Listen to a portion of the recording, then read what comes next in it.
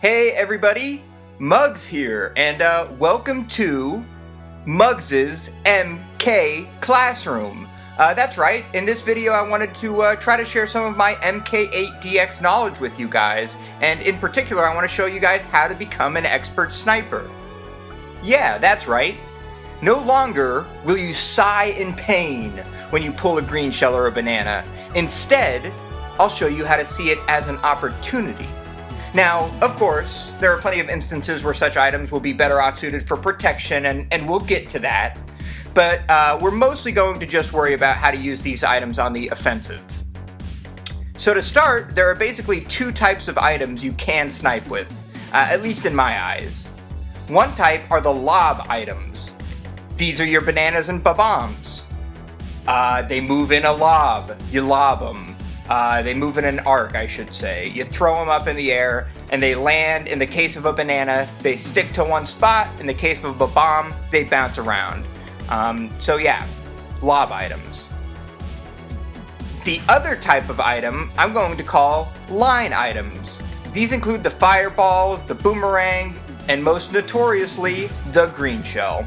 The approach to these two types of items is a little bit different when sniping, so I'm just going to tackle the line items first, and we'll get to the lob items in a later video. I just have so much to say here that I need to break the video into two pieces. So again, we're going to have this video on line items, and the next video on lob items. So if you like this video, keep an eye out for part 2.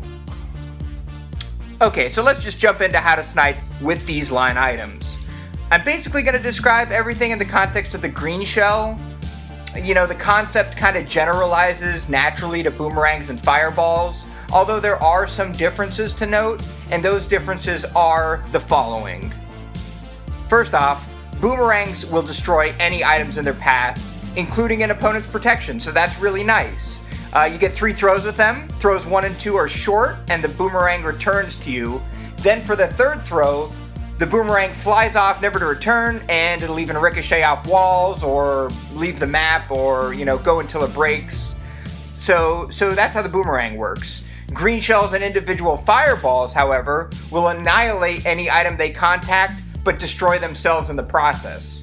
However, you can shoot a bunch of fireballs in a short amount of time, kind of spam that button until the circular meter going around the item icon runs out. But fireballs don't extend on forever, and they will burn out after a certain distance traveled. So green shells continue on, bouncing off walls until they break, hit a target, or fall off the map. Green shells will also make your opponent flip and stop. That's really important to note, while fireballs and boomerangs will just make your opponent spin out. So green shells actually slow your opponent down just a little bit more. They're a little bit more valuable to get a hit with. Okay. With all that out of the way, let's just jump into some sniping action. That's what you're here for. I'm going to use some clips of me sniping during online play to help explain the process, which I've boiled down to 3 steps. Though these 3 steps can essentially be summarized as the classic ready, aim, fire, except with a lot more detail. So step 1. The first step is to ready yourself. That is, you must strike when the time is right. Let's watch this clip to show you what I mean, because there's a number of factors that could impact whether or not you're ready to line up a snipe. So first off, you need to feel ready. That's right, you need to feel ready. All I mean by this is that you need to feel confident. If you don't think your shot's gonna hit, it's probably not gonna hit. So wait until you're ready. Another part here is to survey the map to see if your item is needed as protection. For example, is somebody holding a red shell behind you? If you were to throw your item, do you have protection in your second slot just in case? If you do have protection, that's certainly helpful, but if you don't, you probably want to check your rear view first to check for potential attackers. Speaking of protection, you're also going to want to eye up your target to see what kind of items they have. If they're tailing a banana, or a shell, or something similar, then that means any shot that hits their item first will be neutralized. So if you want to hit them, you're going to need to hit them in the side or at an angle. But striking when the time is right involves more than just feeling ready, safe, and surveying the area. After all, this may be your best chance to take down the person in front of you and pass them. You might only get one shot, so think ahead. Know the map you're racing on. Notice how in this clip, even though I probably could have shot my shell much earlier, I waited until I had a shorter, easier shot before firing. After all, why try a difficult long distance shot on a windy road when I know there's a long straightaway coming up? Like I said, thinking ahead and knowing the map you're racing on will make things a lot easier, and waiting until the highest percentage shot is half the battle. That being said, you probably don't want to hold on to a green shell for half a race, just waiting for the best shot. Remember when an item set is coming up. Again, note the map you're racing on, and be aware of your positioning in the race. If you're coming up on an item set and you have a high chance of pulling an item of equal or greater value, then let that shell fly and get a new item. You can still do your best to hit someone with your item in this case, even if that means just flinging it backwards right before you hit the item box. The point here is just don't let your desire to snipe get in the way of still racing a clean and smart race. But yeah, that's step 1, so let's move on to step 2. Okay, so you've got your line item, you feel confident in your snipe, you've waited until what you believe is the optimal time to pull the trigger. Now what? Well, the next step is to aim, or as I like to say, envision the snipe. So as the name implies, like I mentioned before, line items move in a line, unless they hit a wall, in which case they bounce off the wall and then they continue moving in a straight line from there on. So the trick to aiming then is to learn how to lead your target accordingly. That is why I say you must envision the snipe. When you release your item, you want it to be on such a line that your item and your opponent will be occupying the same spot at the same time. This is really analogous to how an NFL QB leads their receiver on a pass. They throw it where they know the receiver is going to be. The same exact thing applies here. Green shells, boomerangs, and fireballs all move faster than a player's cart moves. So you just need to lead them with essentially your throw, and that's the trick. However, I do need to make some notes here. Because the difference in speed between the item you're throwing and the cart you're throwing at depends on the CC you're playing on. Your line item will move at the same speed regardless of the CC, but your opponent will obviously be moving much quicker if you're racing 200cc than 50cc. So you can kind of think of the CC as the speed of the wide receiver. The faster they are running, the more the QB has to lead them with the throw, right? Has to throw it farther. So take note of your CC, and on faster races you will have to lead your target a little bit further. This concept of leading your target can be a little more detailed than one might think. The reason is because it also puts the onus on you to predict, that's right, you have to predict where your opponent is going to drive. This is why step 1 is so vital. If you wait until, say, a long straightaway, then you can probably guess that your opponent is just going to be driving straight. So in this clip, note how easy it is for me to hit my opponent. It's because I'm on a straightaway. However, if you do have to fire or feel obligated to fire during a windy section or a turn, then your target might make turns wide or tight. They might take him in the middle. They might be releasing a mini turbo. A bunch of other factors could also come into play. So these factors kind of make it more difficult to predict exactly on which path your opponent will drive. And so these snipes do tend to be a little bit more difficult. However, I have some advice for you that will help you succeed even in these situations. Let's consider if you're racing against a highly skilled opponent. If they are highly skilled, then they will probably, most likely, be driving on optimal lines, taking tight turns, and so on. So, in a way, this actually makes a skilled player easier to snipe, because then if you know the best way to drive the track, then you know where they're going to be and where they're going to be driving. So the good news is, these are usually the players you have to worry about. Sure, a player driving erratically, taking wide and then tight turns and going in the off-road and whatever, they may be difficult to hit and unpredictable, but the fact that they're driving erratically means you should already be able to pass them. So, oftentimes, you should predict that your opponent will be taking optimal lines, taking their turns as tightly as possible, and simply just driving on the best path. If you line up a snipe assuming this, and you miss because your opponent did not take an optimal line or path, then that opens up the door for you to drive on the optimal line and pass them anyway. So yeah, now that we have discussed the mental side of envisioning the snipe, we do need to discuss the actual technical part of aiming.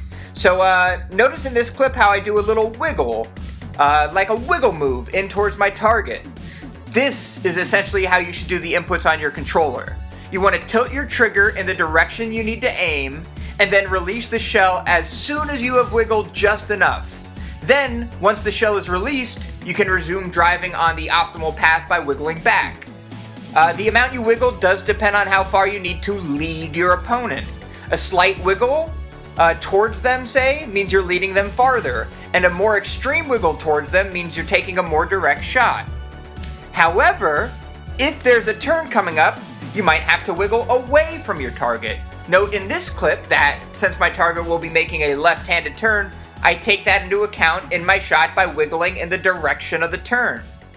Again, how you wiggle will be a function of where you are leading your target to, which itself is a function of the distance between you and the target, the CC, the layout of the track, and a bunch more. So one final thing to mention here is that things are slightly different when sniping during a drift. Obviously, the way in which your cart changes direction mid-drift is different than if you weren't drifting. So while drifting, let's say to the right, let's say you're drifting right, holding the stick right will make you drift tighter, while pulling the stick back to the left will make you drift looser. You can even drift in neutral position by letting go of the stick, which will turn on a tightness that is in between the two previously mentioned positions.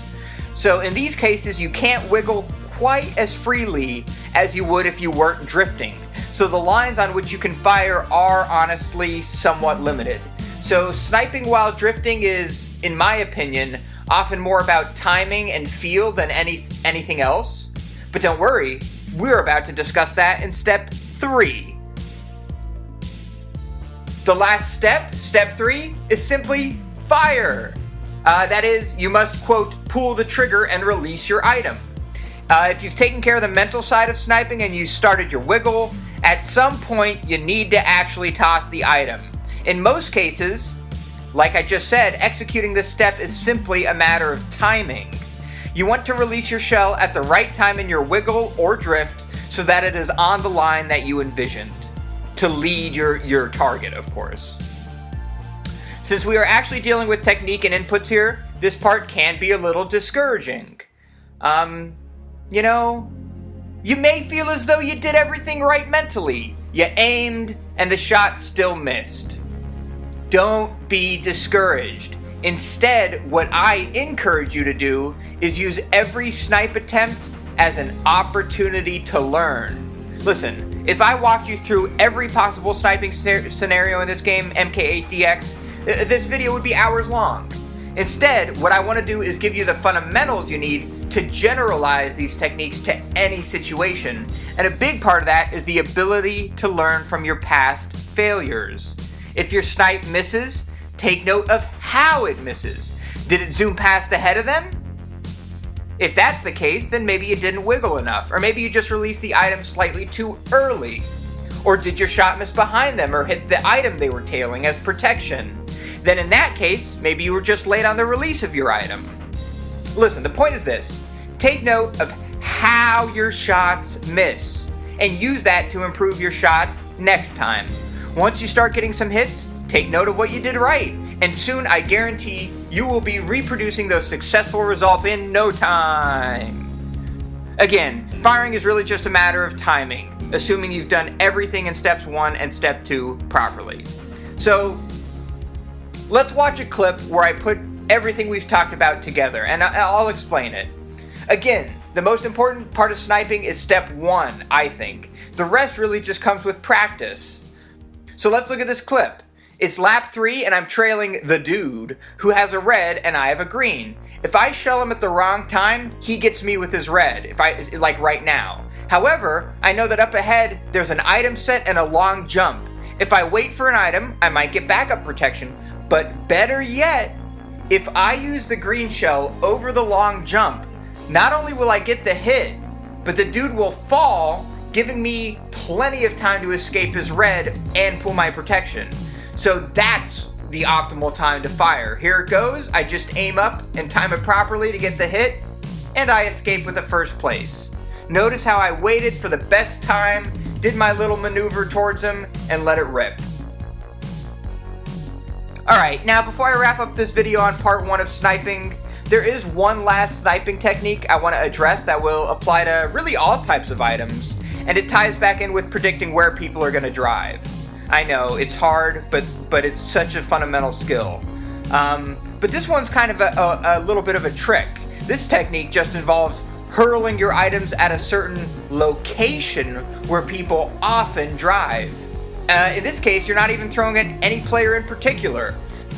I do have to say though that this type of snipe is most useful when you're in a crowd or there are multiple players ahead of you. But to see how it works, check out this sniping clip. So basically, here what I'm doing is I am predicting that somebody will go for the glider ramp here on TikTok clock. I'm not aiming for anyone specifically, but I'm just assuming that with so many people around me, someone will make a move to take the glider ramp. Go figure. Someone does, and they get my shell in their face. So yeah, this type of snipe can be very useful when there are shortcuts too. If you believe that someone around you is likely to try a shortcut, go ahead and fire a shell at the shortcut first. Again, I find this works best in crowds because if you have enough people around you, you can often throw a shell down a path that at least someone is taking. But give it a try. It's something nice to have in the back pocket.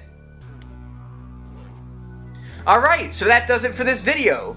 Heed my words and you too can become a master assassin, a green shell menace, and a true sniper. Alright, but seriously, hopefully this video was able to help at least some of you improve your sniping skills, and if you do have any questions, let me know in the comments. Get in touch with me. I'll try to help you. I'll see you in part 2 of Muggz' MK Classroom soon, where we're going to tackle how to master the lob items, bananas and bombs. See you then. Bye-bye.